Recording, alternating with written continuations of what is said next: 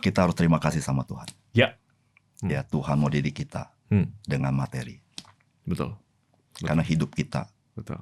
dilingkungi oleh materi. Ya. Kita bersyukur, Tuhan, Ya. Engkau mengajar saya bagaimana mengelola materi. Ya. Ya. Supaya materi tidak menjadi Tuhan. Ya. Ya. Materi menjadi hamba kita. Betul. Tapi kita menjadi hamba Tuhan. Betul.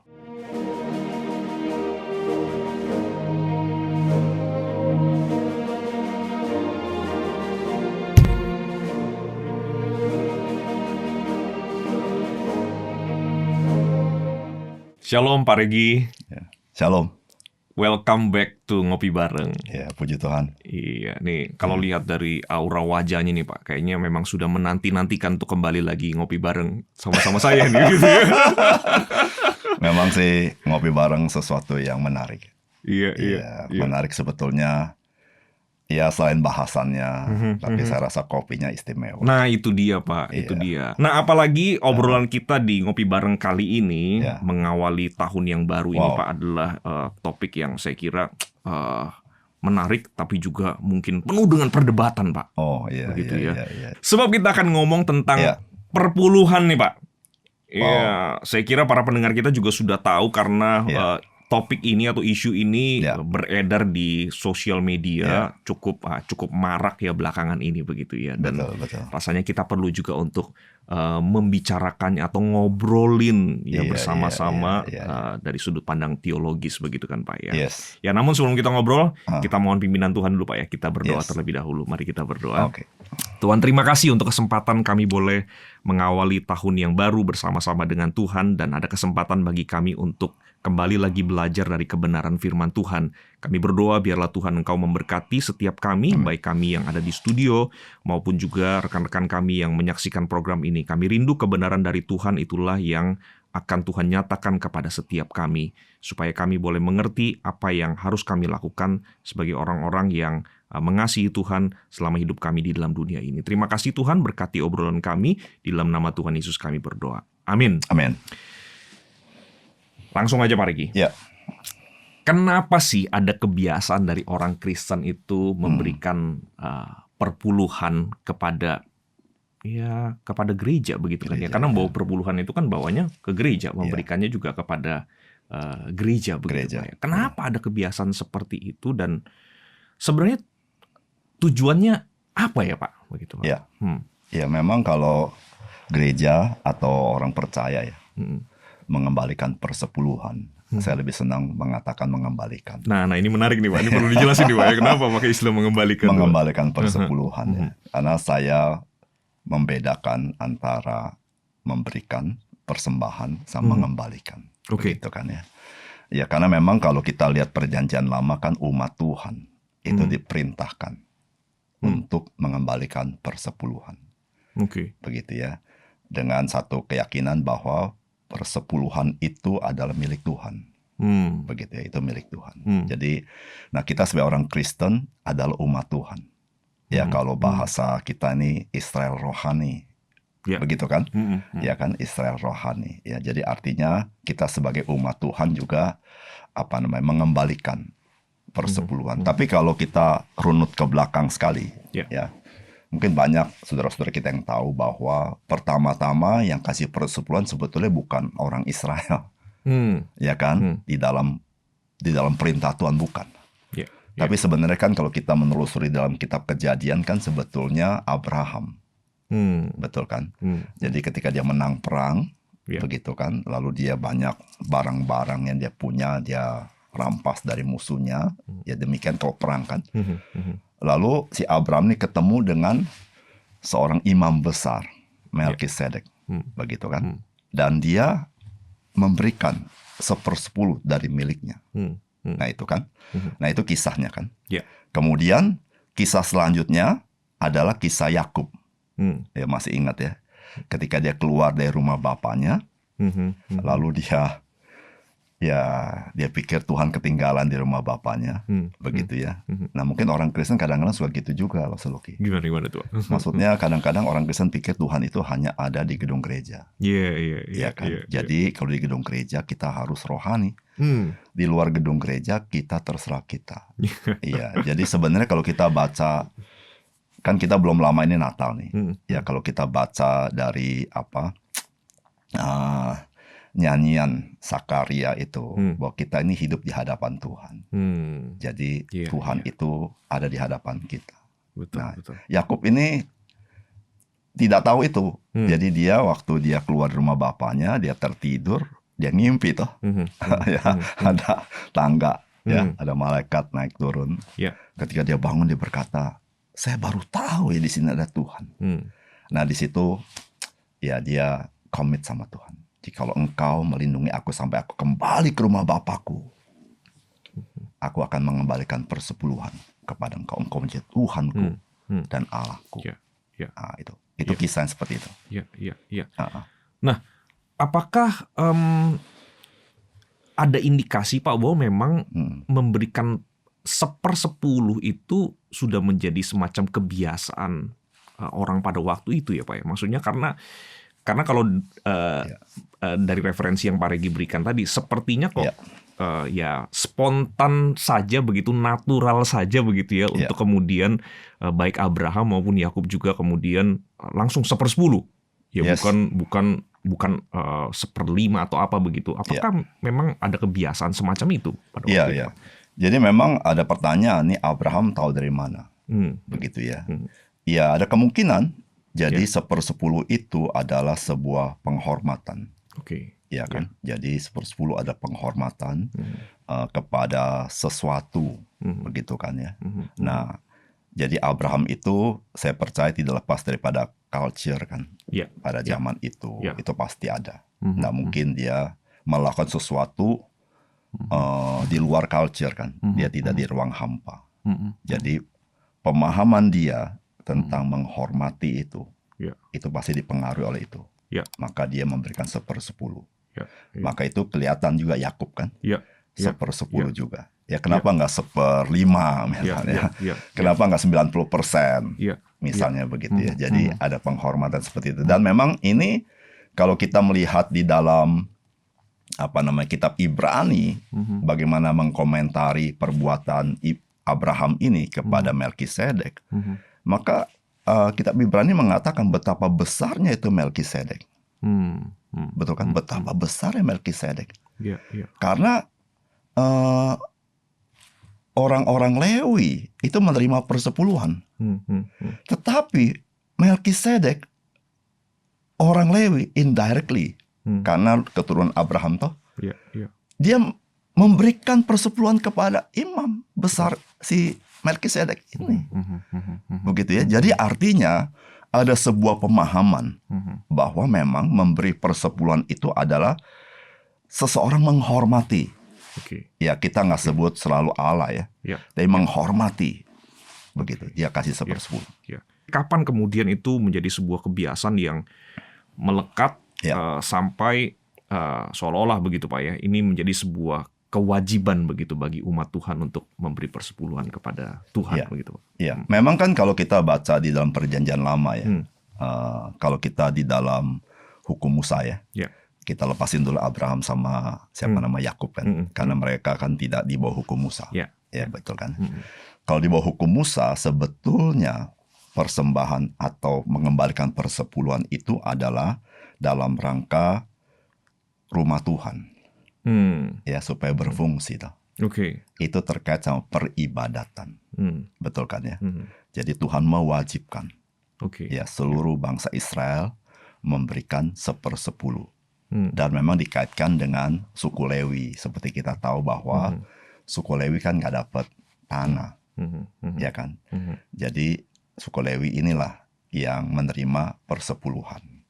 Begitu kan? Karena suku Lewi itu pekerjaan di rumah Tuhan. Ya di rumah Tuhan, dia ngurusin rumah Tuhan. Maka Tuhan mewajibkan suku-suku lain memberikan 1/10 supaya suku Lewi bisa hidup dan dia bisa melayani. Sehingga rumah Tuhan bisa berfungsi.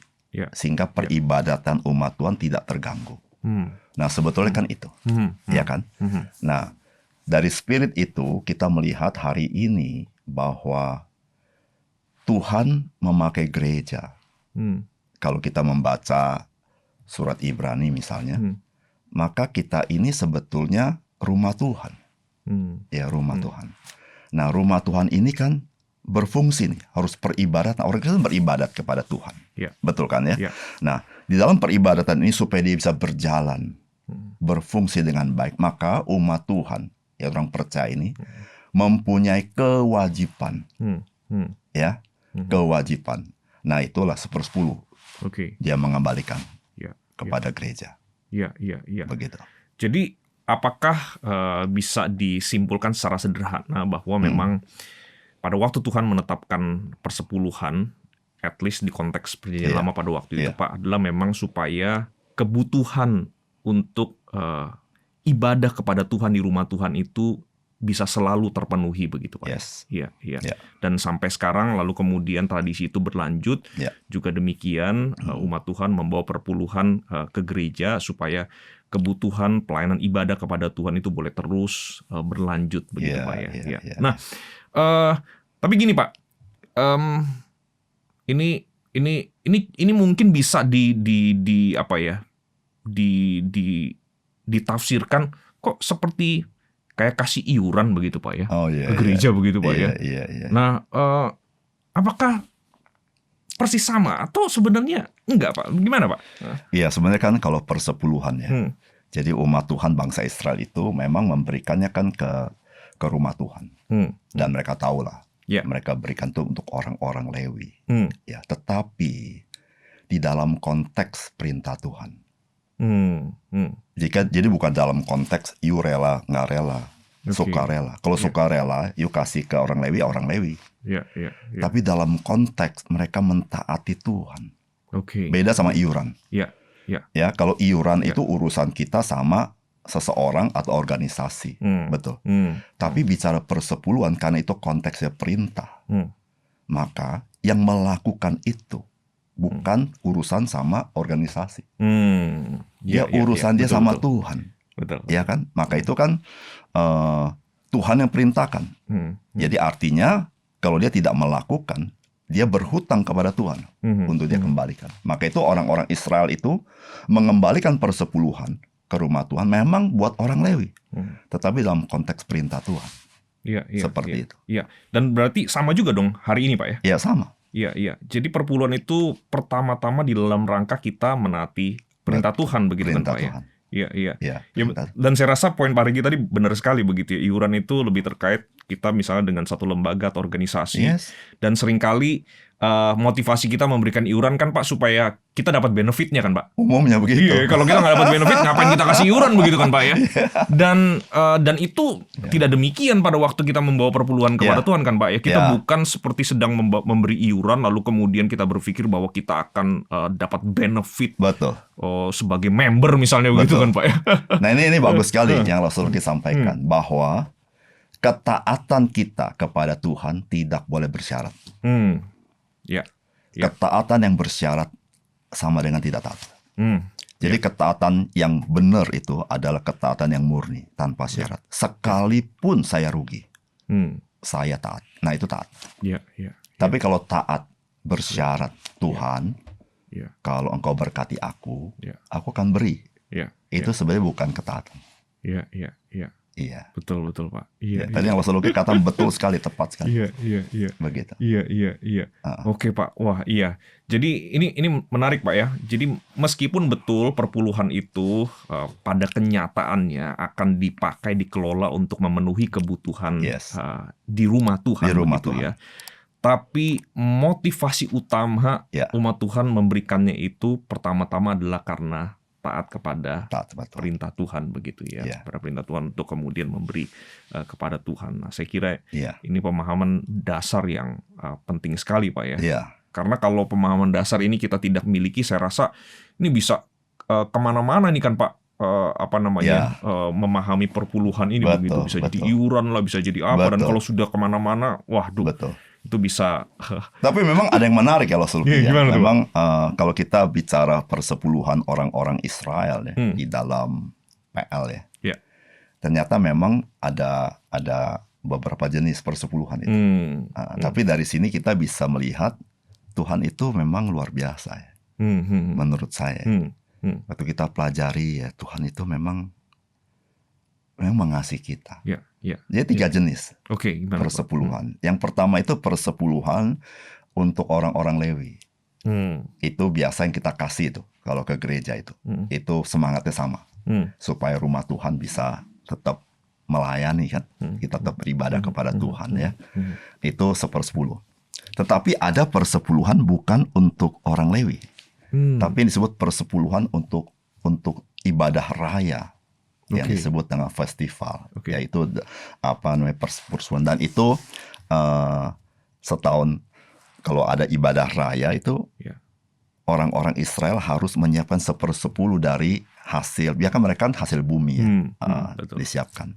Nah itu biasanya mereka pergi ke Yerusalem kan, tempat yang ditetapkan Tuhan. Lalu menarik loh Suluki bahwa ternyata ibadah itu bukan sekedar sujud menyembah ya bagi orang Israel, tapi mereka makan bersama di keluarga mereka sambil mengingat orang-orang Lewi yang tidak ada makanan. Ayo makan sama-sama dengan keluarga kami. Itu mereka makan di hadapan Tuhan. Dari 1/10 hasil yang terbaik yang mereka punya. Kalau misalnya tempat yang ditetapkan Tuhan terlalu jauh, karena kan Israel kan banyak tuh lokasinya sampai Yerusalem jauh, maka hasil usaha itu 1/10 itu diuangkan dulu. Diuangkan dulu. Ini menarik ya. Uangnya dibawa ke Yerusalem, dibelanjain yang terbaik di sana. Lalu hasil belanja itu dimakan bersama-sama di dalam keluarga. Itu hasil 1/10 di hadapan Tuhan. Nah itu penting sekali. Di hadapan Tuhan. Yang ketiga itu adalah persepuluhan untuk orang-orang miskin. Dan itu dilakukan kalau menurut kitab suci dilakukan 3 tahun sekali. Jadi nggak tiap tahun. Kalau yang tadi tiap tahun kan ada ibadah raya itu. Jadi mereka harus menyisihkan 1/10 selama 3 tahun. Mereka kumpulkan ke rumah Tuhan untuk dibagikan kepada orang miskin. Nah di sini kita belajar satu hal. Yang pertama, persepuluhan terkait sama Tuhan. Itu kita harus prioritaskan. Tetapi Tuhan luar biasa. Kedua, persepuluhan bicara juga dengan keluarga kita. Kita harus utamakan kebersamaan dengan keluarga kita. Jadi persepuluhan itu bicara mengutamakan. Ya kan? Mau orang miskin, orang kaya, dia harus siapin 1/10 karena diperintahin Tuhan. Supaya bisa bersama-sama keluarga beribadah ke rumah Tuhan dan makan bersama, bersekutu. Nah hari ini Pak Luki, berapa banyak orang mengutamakan keluarganya? Dia tidak ada uang untuk itunya, dia tidak sisihkan uang karena tidak diperintahkan kan, dipikirkan. Jadi dia tidak sisihkan. Hidupnya kerja terus kan, ya kan? Yang ketiga, bukan hanya kepada keluarga, kepada sesama orang-orang miskin. Kita harus pikirkan mereka. Tapi Tuhan tahu, tidak perlu setahun sekali, 3 tahun sekali kamu siapin persepuluhan. Wah ini menarik sekali. Iya. Nah ini memang menariknya jadi begini kan Pak ya. Kalau kita memahami secara utuh, secara lengkap, kita bisa Kita bisa menangkap keindahan daripada perintah Tuhan itu Pak ya. Karena seringkali sebagai orang Kristen harus kita akui, pada waktu kita mendengar kata perintah, pada waktu kita mendengar ini sesuatu yang wajib, kok seperti ini sesuatu yang mengikat, membebani, lalu akan menyulitkan kita, begitu kan Pak ya. Tapi ya hari ini sekali lagi Pak Regi dengan penjelasan tadi itu menolong kita untuk menyadari bahwa sebenarnya di balik perintah Tuhan, kalau kita betul-betul memahami, sebenarnya ada keindahan yang bahkan menunjukkan bahwa itu cara Tuhan memberkati kita, begitu kan Pak ya. Betul. Iya. Betul. Karena balik lagi sebenarnya misalnya kalau kita pikir-pikir dengan lebih logis lagi kan Pak ya. Untuk apa sih Tuhan itu memerintahkan kita membawa perpuluhan kepada Dia, begitu kan Pak? Emangnya Dia butuh sesuatu dari kita kan Pak? Enggak. Kan enggak begitu kan ya? Enggak butuh. Iya. Tapi pada waktu Tuhan perintahkan itu rupanya ada cara yang spesifik yang Tuhan atur, begitu Pak ya, supaya kita bisa menikmati berkat Tuhan dan orang lain yang ada di sekitar kita pun juga menikmati berkat Tuhan, termasuk yang terdekat yaitu keluarga kita, begitu kan Pak ya. Jadi memang kalau kita bicara pendidikan, pendidikan itu tidak sukarela. Tidak pernah pendidikan itu sukarela. Pendidikan itu harus ada otoritas. Karena manusia itu nggak bisa dibentuk dengan sukarela. Betul nggak? Kalau dia dibentuk dengan sukarela, kita bisa bayangin nih, anak kita seperti apa. Ya terserah kamu, bebas. Jadi orang zaman sekarang berpikir kalau di dalam konteks perintah maka tidak bisa rela. Tapi justru belajar kerelaan dari perintah. Orang yang tidak bisa di bawah perintah, dia tidak pernah bisa rela dalam hidup ini. Ya kan, dia harus belajar. Betul. Merelakan diri. Betul. Sebenarnya begini ya, Lucky. Kita ini hidup ya. Kalau kita belum terima, gampang ngomong. Tapi setelah terima, susah keluar lagi. Iya, betul. Iya kan? Kalau saya ingat-ingat Abraham ya. Kenapa Allah minta Ishak untuk dikorbankan? Ya kan? Saya rasa Tuhan tahu kita. Kalau belum dikasih, apapun kita korbankan. Tuhan, saya rela korbankan apa saja karena saya nggak punya. Benar. Betul nggak, Mas Lucky ya? Benar. Tapi setelah kita punya, banyak juga ya. Iya. Benar. Wah, apa benar Tuhan butuh nih? Itu logika kita kan. Nah, saya yakin ya, di dalam berbicara persepuluhan, itu kita belajar untuk tidak menjadi materialistik. Ya, ketika kita menerima berkat Tuhan. Karena persepuluhan itu kita bukan sisi terakhir. Bukan sisa. Awal kita terima, kita potong kan. Ini kita kuduskan bagi Tuhan. Betul kan? Nah, itu menunjukkan satu hal. Ini adalah berkat Tuhan. Nah, bagaimana kita mendapat berkat lalu ingat Tuhan? Bagaimana caranya? Bagaimana? Kalau semua berdasarkan kerelaan, bagaimana? Ya, lupa kita. Iya, cuma satu-satunya. Bagaimana kita ingat Tuhan? Kita ingat perintahnya. Dan kita berkata, Tuhan, saya mau taat pada perintahmu. Ini milikmu. Jadi somehow ini sebuah disiplin rohani yang penting sebenarnya Pak ya. Dan sangat. Benefitnya itu buat kita sendiri, buat kerohanian kita itu sangat besar sebenarnya Pak ya. Sangat. Ya itu tadi yang poin yang Pak Regi sampaikan tadi. Ya saya membayangkan ya. Kan disiplin rohani itu pada dasarnya adalah segala upaya yang kita coba lakukan untuk menolong kita sesering mungkin untuk ingat kepada Tuhan, gitu kan Pak. Ya itu kan kita baca Alkitab, ya karena kita mau sesering mungkin kita ingat Tuhan lewat perkataan Tuhan, begitu kan Pak. Berdoa pun juga demikian. Betul. Dan yang lain-lain pun juga demikian. Betul. Nah dalam hal materi ini apa ini? Begitu kan Pak ya. Ya itu saya kira Pak Regi tadi point out sesuatu yang sangat penting sekali. Bahkan dalam hal-hal yang materi sekalipun sebenarnya ada cara juga yang kita bisa tempuh untuk kita bisa mengingat Tuhan bahkan lewat materi yang kita terima, begitu kan. Betul, betul. Jadi dengan materi ya kita bisa lihat diri kita. Karena Tuhan Yesus kan meng-compare Tuhan sama Mamon. Bukan berarti Tuhan sama Mamon sama. Tuhan jauh lebih indah. Mamon itu sementara. Tetapi Mamon kelihatan loh Lucky. Tuhan tidak kelihatan. Iya kan? Betul. Betul ya? Betul. Lalu iman juga nggak kelihatan. Ya, iman nggak kelihatan. Tapi iman itu harus kelihatan. Ya. We saved by grace alone, by faith alone, but faith does not alone. Iya kan? Jadi kita diselamatkan semata-mata hanya karena iman kepada Kristus. Tapi iman itu tidak tunggal sendirian. Dia pasti ada pekerjaannya. Nah ya. Nah, apa pekerjaan daripada iman? Pekerjaan daripada iman adalah kita mengutamakan Tuhan. Maka Tesalonika berkata, imanmu terlihat kenapa? Karena kamu beribadah kepada Allah, tidak kepada yang lain.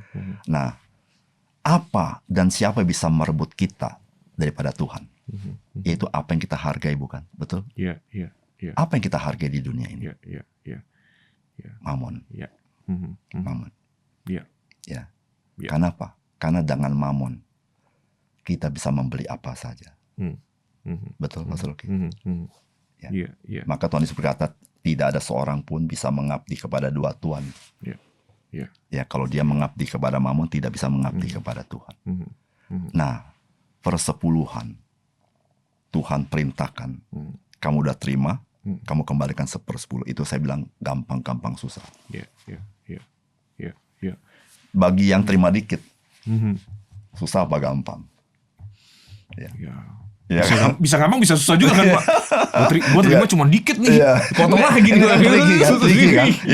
Bagi yang dikit, susah gampang. Dia bilang, oh bagian banyak lebih gampang. Dapat banyak susah apa gampang? Iya. Bener. Susah. Nolnya tambah banyak soalnya. Iya kan, bagian dikit, sisanya dikit. Dianggap ya, quote unquote ya. Bagian banyak, berinya kebanyakan. Jadi artinya apa? Macetnya di mana? Macetnya di hati kita. Betul Pak. Poin pentingnya saya rasa kita semua sudah dapat nih Pak, begitu.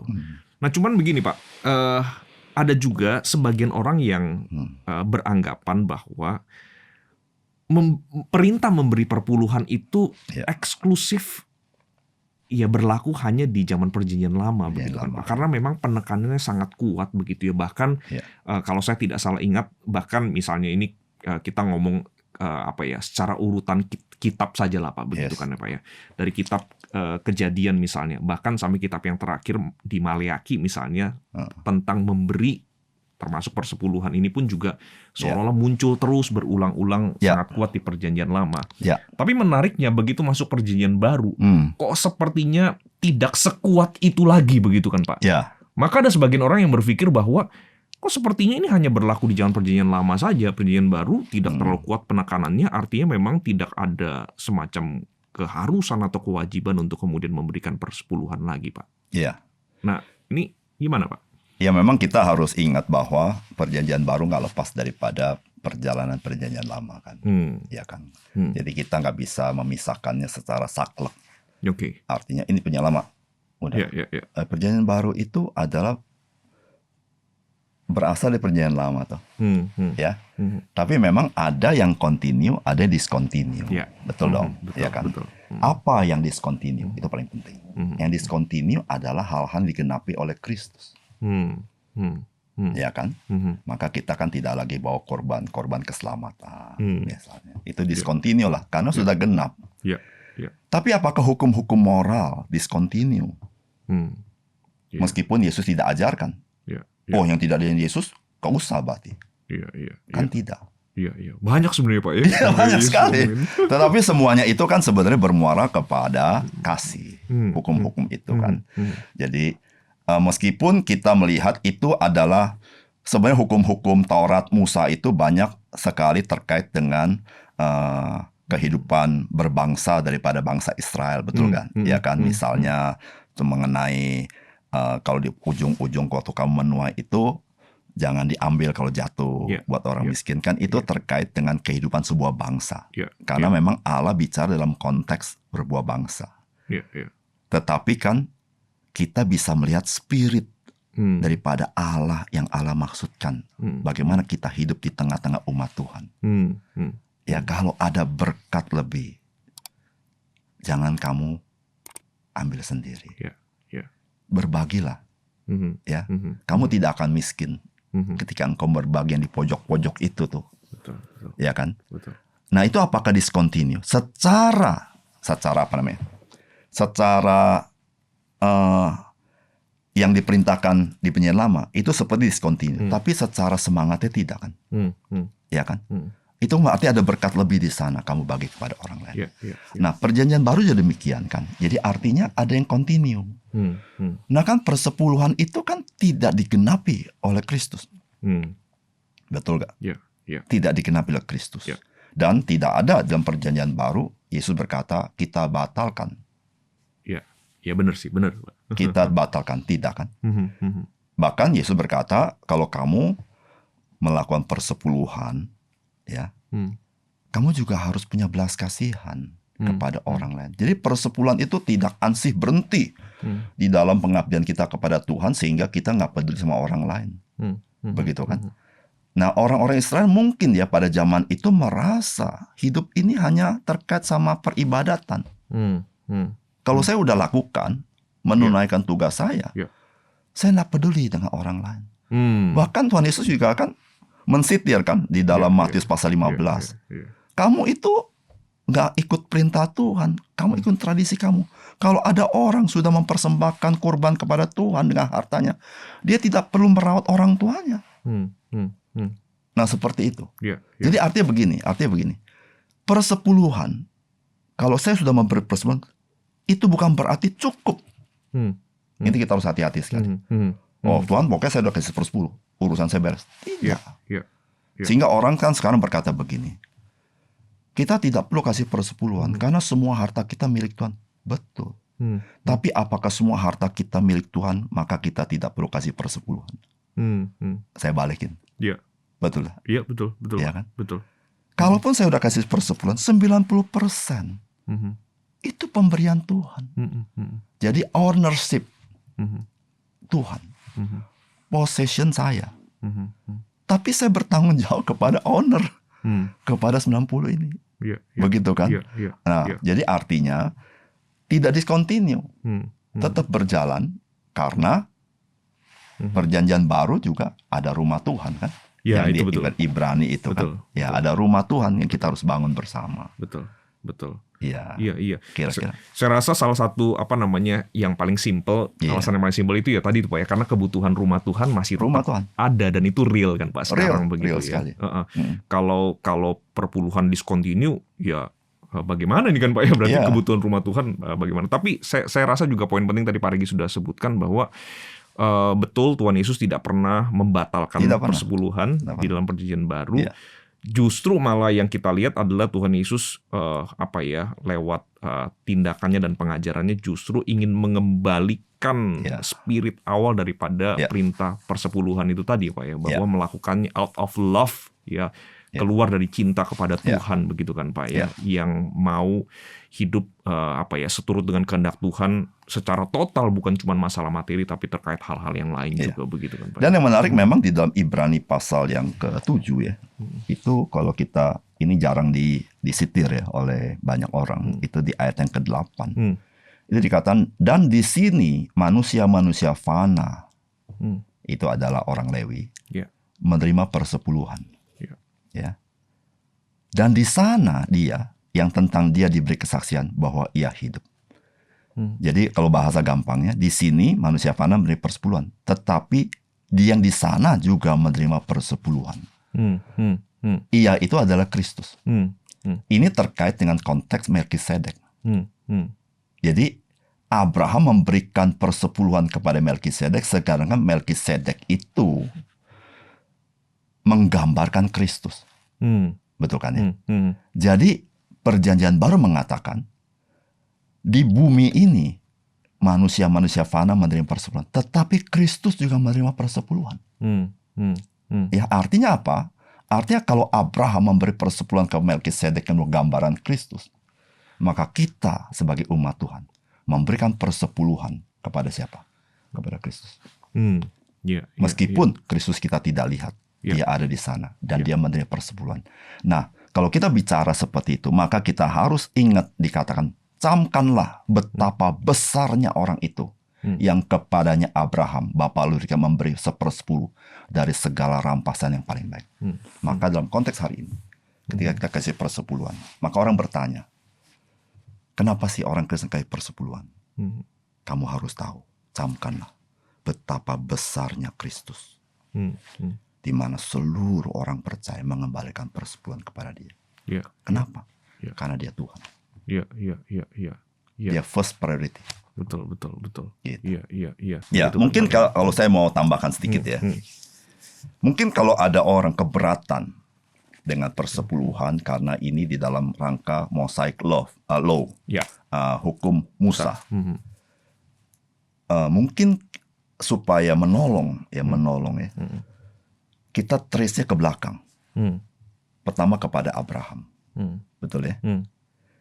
Abraham menganggap Melkisedek orang yang besar, yang dia hormati, maka dia kasih 1/10. Oke ya? Jadi waktu kita, bagaimana saya menghormati Kristus dengan harta saya? Ya kan? Maka tirulah Abraham. Kan Alkitab katakan, tirulah langkah-langkah Abraham. Maka ekspresinya, saya kasih 1/10. Saya anggap dia the greatest in our life.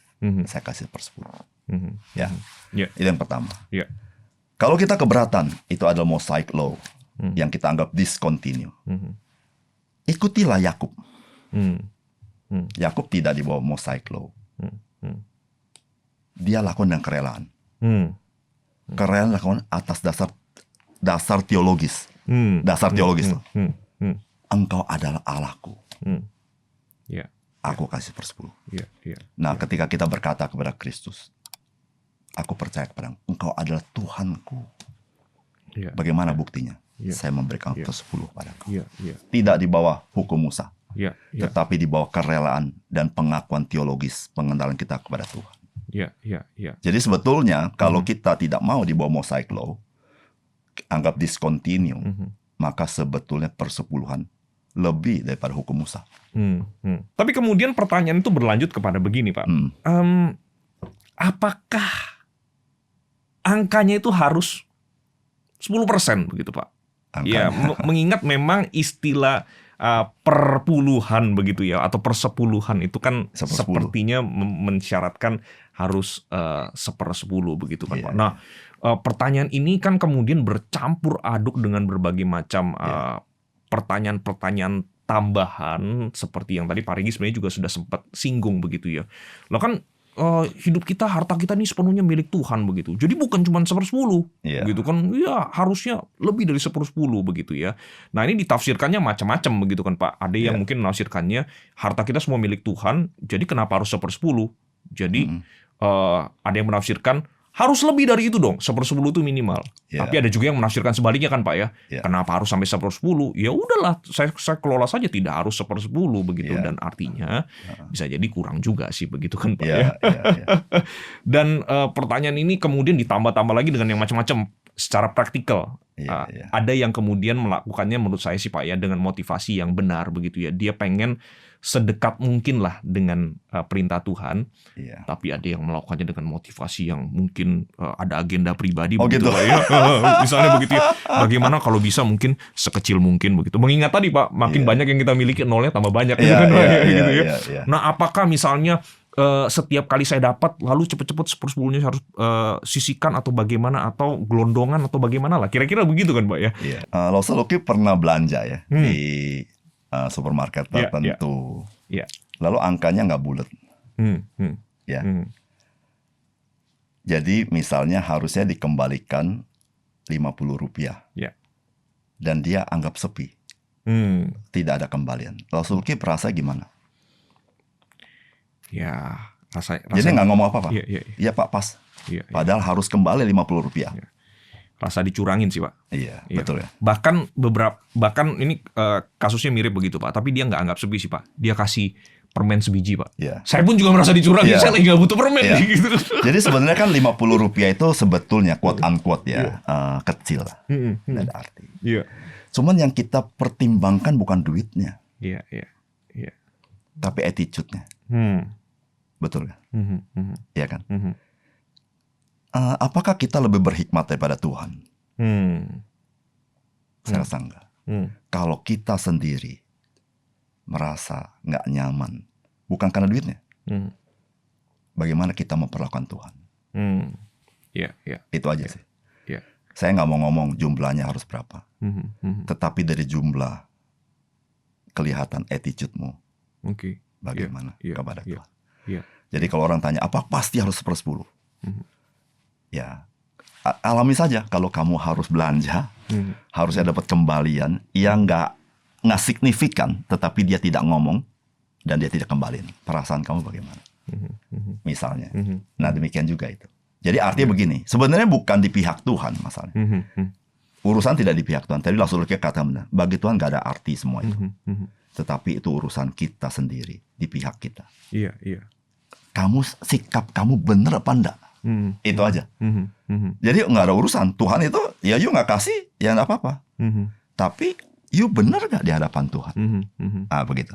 Contoh, kalau kita pas-pasin 1/10, misalnya kan penghasilan kita kan nggak selalu bulat, ya kan? Misalnya harusnya persembahan persepuluhan 5.050 misalnya persepuluhan kita, betul ya? Kita pas-pasin 5.050. Kan kita bisa lihat diri kita sendiri dari persepuluhan. Kamu itu orang seperti apa? Betul ya? Iya kan? Misalnya 5.050, 50-nya nggak ada. Dicari habis-habisan untuk dapat 50 supaya kasih 5.050. Padahal dia masih ada uang 500. tapi dia nggak include 500 itu. Kan sebetulnya Tuhan mau kasih tahu, kamu bisa lihat imanmu seperti apa kepada Tuhan. Jadi sebetulnya nilai 1/10 itu menolong kita untuk kita mengevaluasi diri kita. Jangan kita melihat 1/10 dari sisi ini angkanya harus berapa. Sebenarnya semuanya itu kan attitude kita. Kalau nggak ada ukuran, kita nggak bisa mengukur attitude kita. Tuhan bilang terserahlah kamu kasih berapa, ayo. Kamu punya 1 juta, yuk mau kasih berapa? Ya kan? Iya, betul. Dan memang saya rasa dengan begini akhirnya kan kita juga harus mewaspadai begitu Pak ya. Kalau kita terus misalnya hitung-hitungan dengan atau kita mempersoalkan lah Pak, yang akurat tuh mesti bagaimana begitu kan Pak ya. Kok sepertinya ya kita ini melihat perintah Tuhan ini sebagai sebuah kewajiban yang menurut saya tiba-tiba blank istilahnya. Tapi begini kan Pak ya, kalau saya kasih nanti Tuhan berkati saya, transaksional begitu kan Pak ya. Ya pada waktu kita sudah masuk ke ranah itu kan Pak, artinya kita sudah bergeser jauh daripada tujuan utama Tuhan memberikan perintah ini kan Pak, begitu kan Pak ya. Itu tadi itu kan Pak, jadi masalah sikap hati kita itu kan Pak, itu yang jadi problem. Nah, andai kata nih Pak, andai kata misalnya kita melihat bahwa kebutuhan di gereja itu relatif cukup begitu ya. Bahkan lebih mungkin begitu. Karena misalnya kebetulan kita bergereja di sebuah gereja lokal yang kebetulan memang mungkin banyak pengusaha misalnya atau banyak orang-orang yang positifnya orang-orang yang mengasihi Tuhan, mengasihi gereja yang mungkin dengan setia memberikan perpuluhan sehingga kebutuhan gereja relatif tercukupi lah begitu Pak. Bahkan mungkin dari penilaian mata kita misalnya Pak, itu lebih begitu kan Pak ya. Nah, ini pertanyaan tricky juga sebenarnya Pak. Nah, kalau sudah kondisinya begitu, apakah saya masih perlu memberikan perpuluhan ke gereja begitu kan Pak ya? Sebab ada juga yang mungkin beranggapan bahwa perpuluhan mungkin saya juga bisa berikan kemana saja, tidak harus ke gereja. Apalagi kalau gereja sudah kebutuhannya tercukupi begitu Pak. Nah, ada pendapat Pak soal ini Pak? Iya, jadi pertama pasti persepuluhan itu kalau Alkitab ajarkan perjanjian lama kan dibawa ke rumah Tuhan. Kalau bilang rumah Tuhan hari ini di mana kita beribadah lah. Kita rumah Tuhan, kita kasih ke situ. Ya kan? Yang kedua, kalau kita bicara persepuluhan itu adalah milik Tuhan. Artinya jangan kita ngatur. Oke. Itu poin penting. Ya, kita ikutin. Makanya saya tadi bilang ketaatan bersyarat itu bukan taat. Kalau kita masih berkata ini milik Tuhan, tapi kita mau ngatur. Nah, ya itu ya spiritnya nggak cocok lah ya. Saya nggak menghakimi siapapun ya. Jadi artinya kalau itu milik Tuhan, Tuhan suruh bawa kemana, ya kita bawa saja. Nggak usah dipikir lagi. Tidak peduli dia cukup tidak cukup, kita serahkan. Itu milik Tuhan. Tetapi kalau kita mau bicara secara real, bahwa tidak pernah gereja itu berkelebihan. Kalau gereja itu berfungsi. Betul gak Los? Betul. Kalau gereja tidak berfungsi, ya bisa dia tidak berkelebihan. Maka itu gereja harus evaluasi diri kan. Gereja saya maksud adalah orang Kristen ya, yang bersama-sama beribadah melayani. Kita dipercaya oleh Tuhan, maka kita harus bisa dipercaya.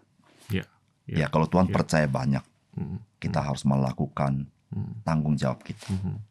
Tidak boleh kita itu terus memperkaya gereja itu ya. Tapi kita harus bisa melayani. Itu. Jadi ada something wrong kalau gereja itu jadi kaya pada dirinya dan tidak jadi berkat. Begitu. Jadi kalau dikatakan dia akan jadi kaya dan cukup, tidak pernah. Karena pekerjaan Tuhan itu besar sekali. Besar sekali. Begitu. Tapi intinya begini, yang saya katakan tadi, bahwa ketaatan kita tidak boleh bersyarat. Apapun syaratnya. Misalnya gereja sudah cukup, di sana ada kebutuhan, di sini ada kebutuhan, enggak. Taat saja, lakukan saja. Itu menurut saya. Ya, dan di sisi lain saya juga merasa begini sih Pak. Maksudnya mungkin spirit yang lebih tepat adalah bukan kemudian berpikir ini, gereja kayaknya udah cukup nih, ya udah saya mungkin nggak perlu lagi kasih perpuluhan ke gereja.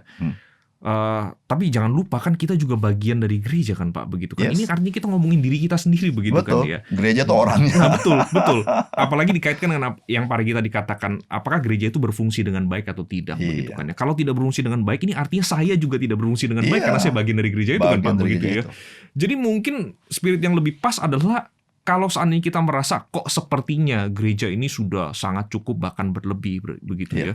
Nah, sebagai bagian dari gereja, alih-alih atau daripada mencari atau berpikir bahwa kalau gitu saya alihkan ke tempat lain, bukankah harusnya saya sebagai bagian dari gereja kemudian ngomong dengan teman-teman yang lain, ada pekerjaan Tuhan apa lagi yang kita belum kerjakan nih begitu kan, sehingga kita kemudian kok sepertinya sangat cukup bahkan berlebih, jangan-jangan ada sesuatu yang belum kita salurkan begitu kan Pak. Jadi ada yang Tuhan titipkan buat gereja itu. Betul. Artinya dengan spirit demikian kita tetap bisa dengan penuh sukacita, kerelaan memberikan persepuluhan ke gereja dan bahkan mendorong supaya sesama orang percaya yang ada di gereja kita untuk terus melakukan pekerjaan Tuhan begitu kan Pak. Betul. Iya. Jadi intinya adalah bahwa orang percaya dia tidak boleh memikirkan dirinya sendiri. Iya kan? Jadi orang percaya itu memperkaya orang lain. Ya, Tuhan bisa perkaya kita. Tapi ketika Tuhan perkaya kita, ingat itu Tuhan titip supaya kita memperkaya orang lain. Begitu ya. Jadi itu yang harus jadi prinsip bagi kita. Jadi gereja kalau secara keuangan bagus, jangan lupa ada misi yang Tuhan berikan kepada gereja itu. Gereja harus melakukan sesuatu. Ya, yang disebut gereja itu bukan organisasinya, orang percaya. Gitu. Nah, dan mungkin untuk menutup segmen kita kali ini Pak, apakah ada closing statement yang ingin disampaikan supaya yang menyaksikan program kita ini mungkin lebih firm lagi, lebih mantap lagi terkait dengan perpuluhan ini Pak? Jadi kan begini. Orang Kristen itu kan murid Kristus, ya kan? Kita tidak pernah tidak jadi murid Kristus selama kita disebut orang Kristen. Betul. Murid itu adalah orang yang belajar, ya kan? Kita belajar dari siapa? Guru kita, Tuhan Yesus. Artinya Tuhan Yesus ingin membentuk kita dari seluruh sisi hidup kita, dan salah satunya adalah keuangan kita. Saya kira penting sekali Pak. Dan ini berlaku untuk semua orang Kristen, tidak terkecuali begitu Pak ya. Iya. Sebab kita semua murid Kristus begitu Pak ya. Dan kita semua bisa jatuh dalam hal keuangan. Iya, keuangan. Betul sih Pak. Betul. Itu aja sih. Thank you banget Pak Regi. Saya kira ini topik yang sangat sangat relevan, sangat real karena ini berhubungan dengan kehidupan kita sehari-hari, berhubungan dengan uang begitu kan Pak ya. Tapi rupanya urusan uang ini juga sangat lekat dengan urusan rohani begitu Pak. Bagaimana kita memperlakukannya ini cerminan bagaimana kemudian kita menempatkan Tuhan dan harta kita begitu kan ya. Bagaimana begitu ya. Dan saya yakin obrolan kita hari ini akan bermanfaat bagi banyak orang. Terakhir. Boleh Pak. Kita harus terima kasih sama Tuhan. Ya, Tuhan mau didik kita dengan materi. Betul. Karena hidup kita dilingkungi oleh materi. Tapi bersyukur Alkitab mengajar kita bagaimana kita memperoleh materi. Maka itu ketika Tuhan perintahkan, jangan susah hati. Kita bersyukur, Tuhan, Engkau mengajar saya bagaimana mengelola materi. Supaya materi tidak menjadi Tuhan. Materi menjadi hamba kita. Tapi kita menjadi hamba Tuhan. Betul. Thank you Pak Regi buat waktunya, sudah bersedia ngopi bareng dengan saya hari ini. Terima kasih. Dinantikan waktu yang akan datang lagi, kita ngopi lagi begitu ya. Dan selalu setiap kali ngopi bareng, saya selalu ngomong Pak Regi, kami selalu berusaha untuk menyiapkan kopi yang lebih enak lagi. Mantap. Untuk pertemuan yang akan datang. Iya, gitu ya. Itulah yang membuat saya bisa datang. Oke, thank you Pak Regi. Thank you. Kita akhiri segmen kita dengan berdoa ya. Mari kita berdoa. Tuhan, terima kasih untuk obrolan kami hari ini. Kami bersyukur karena kami percaya Tuhan sudah memberkati kami dengan kebenaran-Mu, dan biarlah kebenaran-Mu itu bukan hanya sekedar menambah pengetahuan kami, tetapi menolong kami supaya kami lebih tahu apa artinya mengasihi Tuhan, apa artinya menempatkan Tuhan sebagai Tuhan di dalam kehidupan kami, pribadi yang paling berotoritas, pribadi yang paling kami kasihi di dalam hidup kami, sebab kami tahu Tuhan sudah mengasihi kami, dan Tuhan sudah memberikan kepada kami segala sesuatu yang kami perlukan untuk kami boleh menjalani hidup ini dengan baik dan benar di dalam anugerah Tuhan. Terima kasih sekali lagi ya Tuhan. Tuhan berkati kami semua, berkati semua rekan-rekan yang menyaksikan program ini. Biarlah Tuhan Engkau yang menyatakan dirimu, kebenaran-Mu kepada semua yang menyaksikan program ini, sehingga ada banyak rekan-rekan kami yang mengikuti program ini juga boleh menikmati berkat Tuhan. Dalam nama Tuhan Yesus kami berdoa. Amin. Amin. Thank you, Pak Regi. Terima kasih, sama-sama.